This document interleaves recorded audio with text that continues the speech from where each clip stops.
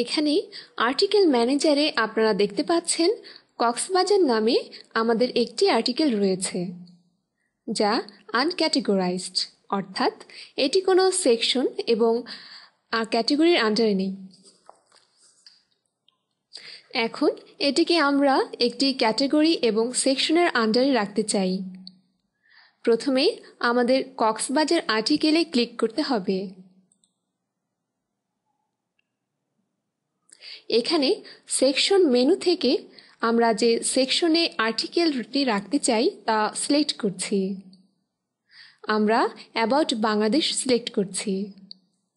এখানে আপনারা দেখতে পাচ্ছেন অ্যাবাউট বাংলাদেশ সেকশনের আন্ডারে যে সমস্ত ক্যাটাগরি আমরা সেটিং করেছিলাম শুধু সেই ক্যাটাগরিগুলোই দেখাচ্ছে। কক্সবাজার আর্টিকেলটির জন্য আমরা সি ক্যাটাগরি সিলেক্ট করছি।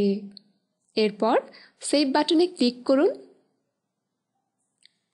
আপনারা দেখতে পাচ্ছেন কক্সবাজার আর্টিকেলটি এখন অ্যাবাউট বাংলাদেশ সেকশনের সি ক্যাটাগরিতে আছে। একইভাবে আমরা যমুনা রিভার এবং সুন্দরবনের উপর আরও দুটি article appropriate category wise add করব।